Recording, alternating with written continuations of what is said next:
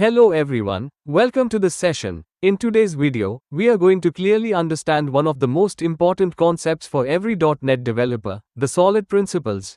If you really want to move from beginner level coding to professional enterprise level development, if you want to write code that is clean, maintainable, scalable, and easy to extend, and if you want to succeed in real-time projects, interviews, and your software career, then solid is something you must master.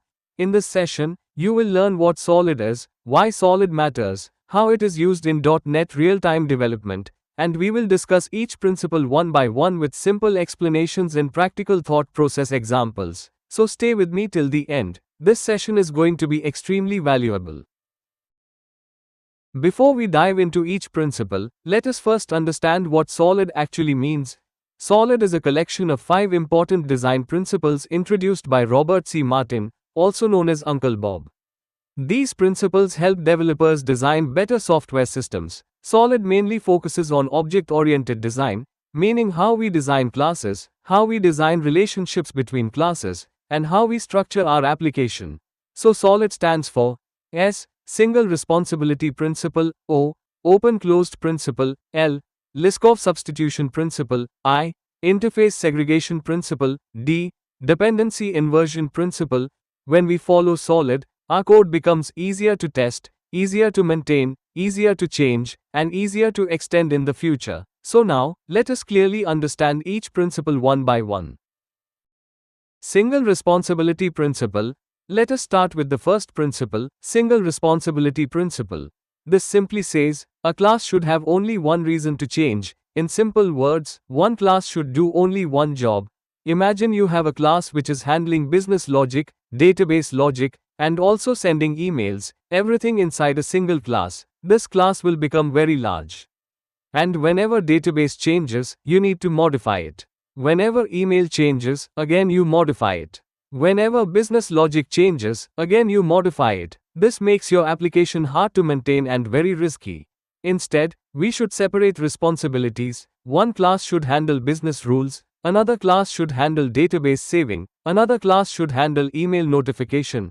Now every class has only one job. This is exactly what Single Responsibility Principle is. In real time, this principle is used everywhere in .NET. In e-commerce order processing, logging systems, payment processing, notification systems. Following SRP makes your code neat, clean, readable, testable, and professional. Now let us move to the second principle, Open-Closed Principle. This principle says, software entities should be open for extension but closed for modification. What does that mean in simple language? It means, you should be able to add new features without changing the existing working code. For example, imagine you are building a payment system. Initially you support credit card payment. Later you want to add UPI payment. Then you want to add net banking. Then PayPal. Then wallet. If you keep modifying the same class again and again, one day it will break. Also, modifying tested working code is always risky. Instead, Open-Closed Principle says, don't modify existing class, just extend the system by adding new classes. In .NET we achieve this using abstraction, inheritance, interfaces, polymorphism. This is extremely useful in real-time applications such as payment gateways, discount calculators, tax calculations, notification systems. So the takeaway is, do not keep modifying your old code, design your system so that you can easily extend it. Now let's discuss the third principle, Liskov Substitution Principle. This principle says, a derived class must be completely substitutable for its base class. In simple words, if class B inherits from class A, then wherever A is expected, B should work without breaking the system. For example, if you create a base class called bird and add a fly method, and then you create an ostrich class inheriting from bird, but ostrich cannot fly. So if someone calls fly on ostrich, your application crashes. This violates Liskov substitution. So instead, design your classes meaningfully, separate birds that fly and birds that don't fly. Never force a subclass to behave against nature.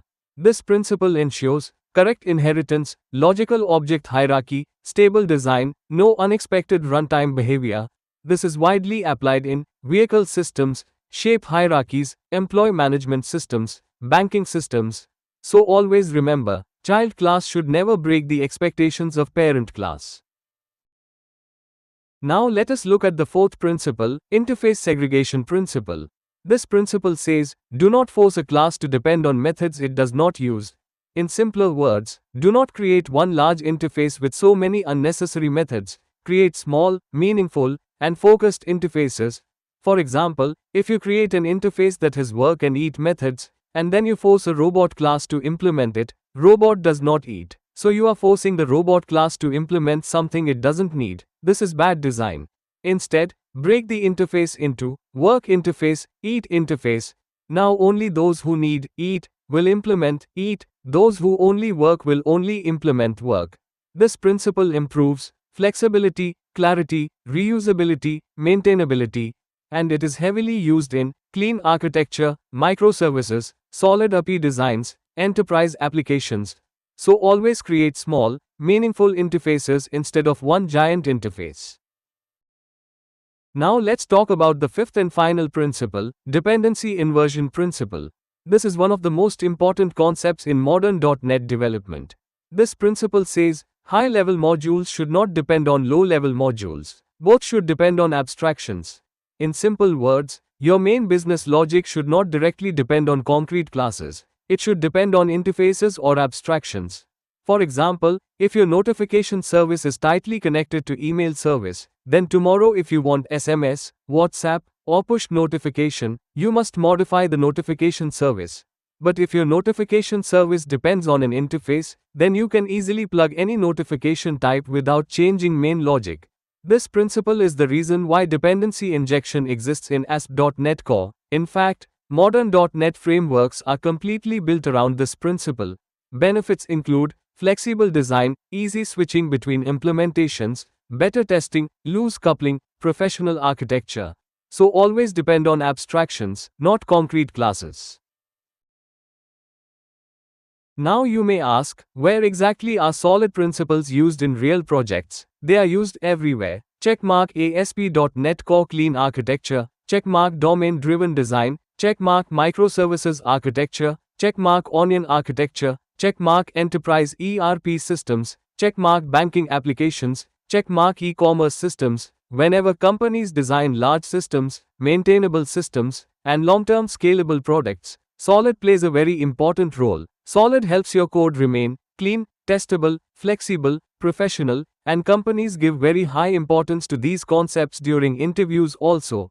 Final summary and closing. So finally, let us summarize everything we learned. S. Single responsibility principle. One class should have only one reason to change. Keep one class for one job. O. Open-closed principle. Open for extension, closed for modification. Add new features without touching old code. L. Liskov Substitution Principle. Subclasses should behave like their base classes. Never break expectations. I. Interface Segregation Principle. Create small and meaningful interfaces. Do not force classes to use unwanted methods. D. Dependency Inversion Principle. Depend on abstractions, not on concrete implementations. Use dependency injection. If you follow Solid, your code becomes professional. It becomes easy to maintain. It becomes future-proof. And you will stand out as a strong .NET developer. Thank you so much for watching this session. If you learned something valuable today, make sure to like the video, comment your thoughts, share this with your developer friends, and subscribe for more real-time .NET development content. See you in the next session. Happy coding!